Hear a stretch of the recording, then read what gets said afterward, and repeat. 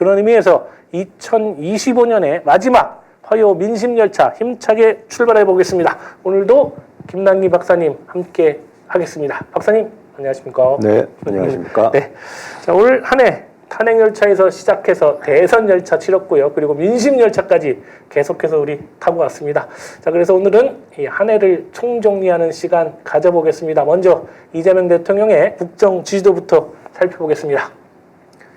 예, 지금 보시는 그래프는 취임 이후에 지금 이재명 대통령의 직무수행 평가의 흐름을 보여주고 있습니다.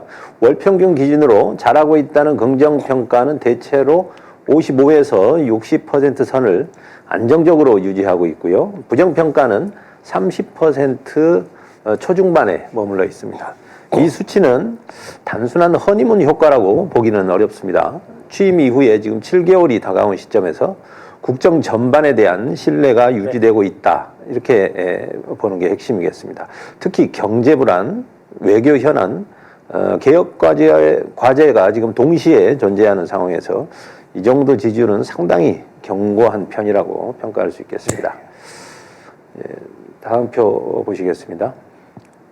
취임 후 6개월 평균을 보면은 긍정평가가 59, 부정평가가 31입니다. 지금 샘플 수가 한 2만 샘플이 넘죠. 예, 6개월 전체를 평균 낸 겁니다. 지역별로 보면은 서울과 경기, 인천은 전체 평균과 유사하긴 합니다만 서울은 부정평가가 조금 높고 경기, 인천은 긍정평가가 조금 더 높게 나타납니다. 충청권은 부정평가가 평균보다 낮고 호남은 84대 10으로 긍정평가가 압도적입니다. 대구, 경북은 44대 42로 죄송합니다. 긍정이 근소하게 앞서고 있고 부산은 53대 34, 강원은 55대 34, 제주는 64대 26을 기록하고 있습니다. 성별로 보면 여성층에서 긍정이 좀 높게 나타나고 있고요. 연령별로는 20대가 46대 35입니다. 긍정이 조금 평균보다 낮죠.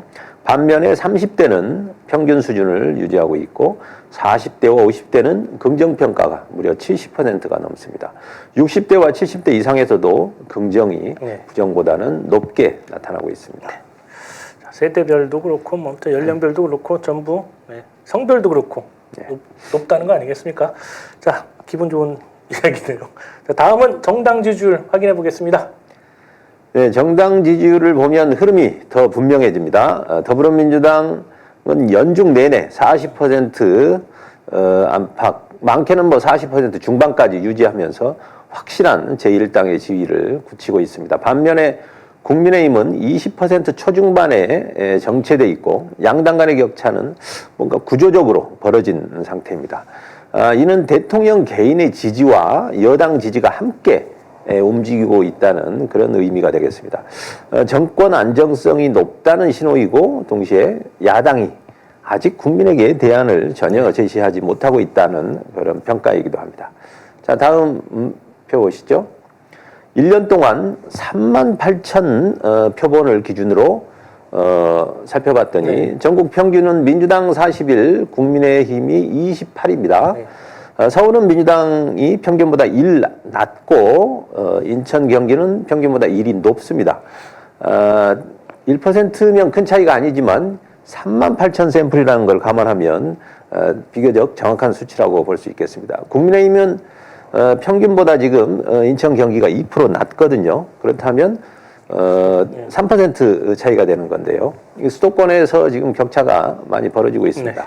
충청권은 42대 39, 호남은 68대 7, 그리고 대구, 경북은 24대 47로 유일하게 지금 국민의힘이 앞서고 있습니다. 불경은 34대 35로 초박빙 상태고요. 강원도는 37대 32, 제주도는 43대 22를 기록하고 있습니다. 이 수치만 봐도 내년 지방선거에서 지역별 판세 윤곽은 어느 정도 읽을 수 있겠습니다. 대구, 경북 또 해볼 만하다 이런 얘기가 나오는데 역시 좀 힘들긴 그러니까. 뭐 정당 지지는 이렇지만 인물에 따라서 좀 달라질 수 있고요. 또 이 후보가 갈라질 수도 있지 않겠나 이런 생각도 하고 있습니다. 그래서 좋은 후보 좀 꼭 부탁드리겠습니다. 자, 이재명 대통령이 취임한 지 벌써 이 8개월로 향해 가고 있습니다. 많은 일을 했고요. 앞서 이 본바와 같이 상당히 좋은 평가도 받고 있습니다. 자, 박사님, 근데 이 이재명 대통령이 임기 중에 꼭 해야 할 일이 있다라고 생각한다면 뭐가 있을까요? 네, 사실 5년 임기 동안 뭐 모든 일을 다 할 수는 없죠. 그래서 이제 선택과 분업이 좀 중요합니다. 행정부와 국회의 역할을 좀 명확히 나눌 필요가 있겠는데요. 행정부는 뭔가 미래를 세우고 건설하는 이런 역할을 해야 될 것 같죠. 예컨대 지역균형 발전이나 그 해묵은 저출산 고령화 문제, 그리고 산업과 교육 경쟁력을 강화하는 그런 과제는 정부가 책임지고 끌고 나가야 할 것 같습니다. 반면에 국회는 청산과 제도개혁을 맡아야 할 걸로 보입니다. 검찰개혁, 그리고 사법 시스템의 정비, 언론의 책임 강화, 그리고 정치개혁과 종교 재산의 어떤 투명성 같은 문제는 국회가 정면으로 다뤄야 한다고 그렇게 봅니다. 특히 선거제도 개편을 지금 더 이상 미룰 수가 없는데요. 중선거구제 도입을 검토하고 권역별 비례대표제, 그다음에 연동형 비례제를 좀 보완할 필요가 있고요. 대선 결선 투표까지 포함해서 정치구조 자체를 바꾸는 그런 개혁이 반드시 필요하다고 봅니다. 자, 그리고 이 행정부, 국회 역할 분담 이렇게 얘기하셨는데요. 그럼 이 더불어민주당, 그리고 정청래 대표는 또 어떤 역할을 해야 할까요? 자, 그나저나 참 국민의힘은 이거 해산시켜버려야 되는 거 아닙니까? 예. 지금 정청래 대표의 당원 주권 강화 의지는 뭐 높이 평가할 만합니다. 다만 실제로 17개 시도당 공천 과정에서 이 당원 주권이 실제적으로 구현이 될지는 아직 미지수입니다. 현역 의원이나 지역위원장이 과거의 기득권을 이용해서 그 공천을 좌지우지하는 이런 구조가 반복된다면은 민심은 아마 냉정하게 반응할 걸로 그렇게 이제 보입니다. 민주당은 집권당으로서 지지층 결집을 넘어서 외연 확장을 좀 고민을 해야 됩니다. 중도층, 나아가서 합리적인 보수층까지 아우를 수 있는 정책과 제도를 당에서 준비해야 될 것 같습니다. 헌정 질서에 대한 최소한의 반성과 혁신이 없는 상태라면 국민의힘은 해산돼야 마땅한 거죠. 그렇기 때문에 사법부의 판단도 한번 받아보는 게 필요할 것 같고요. 그러나 정치는 법으로만 유지되는 게 아니고 국민의 신뢰가 중요한 거거든요. 선거를 통해서 국민이 심판하도록 하는 것도 방법이 되겠습니다. 네.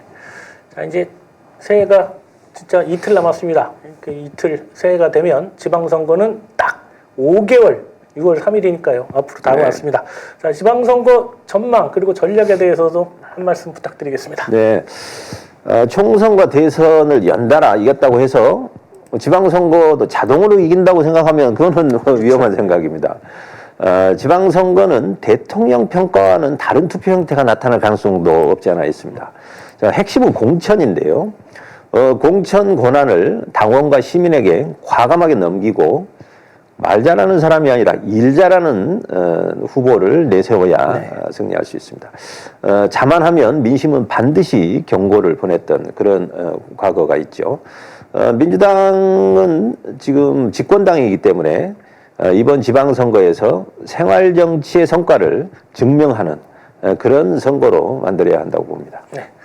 또 이 참 속설인 일이지만 최근 이슈인 이 김병기 원내대표 그리고 통일교 특검 이해운 또 인사까지 쿠팡 사태에 대해서 여러 가지 한꺼번에 여쭤보는 게 좀 무리인지는 모르겠지만 간략하게 말씀 부탁드리겠습니다. 사실 이 김병기 원내대표 문제는 과거의 송영길 대표의 사례하고 좀 비교를 해보면 될 것 같습니다. 이 책임 있는 자리라는 것은 스스로 결정하는 겁니다. 당에 부담 주지 않는 선택을 했던 과거의 송영길 대표를 잘 생각해 보시면 될 것 같고요. 통일교 특검은 뭐 정치적 계산할 것 없습니다. 저는 뭐 개인적으로 사실 국회의원 300명 중에 제일 믿는 사람이 누구냐 하면 저는 전재수 의원을 꼽는데. 아, 그러세요? 예, 저는 뭐 전재수 의원이 이 상황 뭐 잘 견뎌낼 충분한 그런 역량이 있다고 보는데요.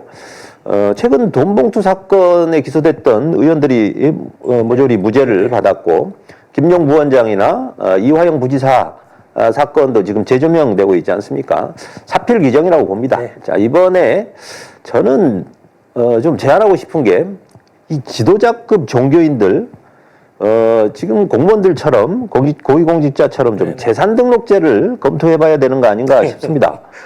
사실 일종의 공공재 성격도 없지 않아 있는데 그런 면에서 좀 심도 있게 검토해봤으면 좋겠고요. 이해운 인사는 저도 좀 당황스럽긴 했습니다. 그런데 좀 지켜보는 게 맞는 것 같고요. 취임 초기에 좀 문제된 인사들이 낙마한 경우도 있지 않았겠습니까? 그래서 검증 과정을 통해서 국민 여론이 판단할 걸로 그렇게 이제 보고 있습니다. 사실 이해운 인사 때문에 이제 가려서 주목을 못 받았지만 김성식 전 의원 네. 정말 기대하고 고대하던 그런 인사입니다. 저는 그 김성식 전 의원의 활약을 저는 크게 기대하고 있습니다. 쿠팡 사태 이건 뭐 분명합니다. 반독점, 노동, 유통질서를 공공의 관점에서 재정립해야 됩니다. 자, 저는 필요하다면 안티 쿠팡 이렇게 해서 공공물류도 좀 도입을 하고 이 쿠팡에 버금가는 물류회사들 뭔가 이 국민기업으로 만들어서 사실 쿠팡 문 닫게 하는 것 어떤가 뭐 그런 생각도 하고 있습니다. 저도 같은 동감합니다. 자, 오늘 민심열차 여기까지 달려봤습니다. 오늘도 김남기 박사님 수고 많으셨습니다. 자, 오늘이 2025년 민심열차 마지막 종착역에 닿았고요. 내년에 1월 6일 다시 출발하게 됩니다. 민심열차는. 자, 그런 의미에서 우리 김남기 박사님 시청자 여러분께 새해 인사 한마디 하시죠. 예, 지금 이재명 정부가 영혼을 갈아 넣는 심정으로 지금 혼신의 힘을 다하고 있다고 하지 않습니까? 지금 천재일우의 기회를 놓치지 말고 저는 개혁의 고삐를 더 당겨야 된다고 봅니다. 또 비판만 하지 말고 또 격려가 필요하지 않을까 싶습니다. 내년 2026년 모두 승리하는 한 해가 됐으면 좋겠습니다. 그리고 저 한 해 동안 많은 사랑 받았습니다. 서울의 소리 시청자 여러분 새해 복 많이 받으십시오. 네. 자, 이 김남기 박사님, 저서 이재명 따라잡기 그리고 지방선거 전략 매뉴얼 네이버 스마트 스토어에서 구입하실 수 있습니다. 자, 오늘 여론조사에 관한 자세한 내용은 중앙선거 여론조사 심의위원회 홈페이지 참고해 주시고요. 신통화는 내일 아침 6시 30분에 다시 찾아뵙겠습니다. 함께 해주신 시청자 여러분 대단히 고맙습니다.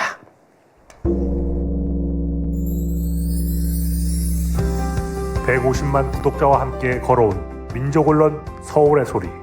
우리는 오늘 새로운 얼굴로 새로운 마음으로 다시 출발합니다. 탄압과 내란의 혼란 속에서도 멈추지 않았던 이유. 국민이 주인인 나라, 민주시민의 목소리, 국민 주권의 시대를 지키기 위해서였습니다. 이제 서울의 소리는 더 넓은 무대로 나아갑니다. 언론을 넘어 영상과 소리, 현장과 기록이 살아 숨쉬는 새로운 멀티미디어 저널로 다시 태어납니다. 진실을 말하고 거짓을 바로잡으며 시민과 함께 만드는 언론. 그 사명과 각오를 마음에 새기며 서울의 소리는 오늘 또 한 번 새롭게 출발합니다. 함께 걸어온 길처럼 앞으로의 길도 시민 여러분과 나란히 가겠습니다. 서울의 소리. 우리가 다시 시작합니다.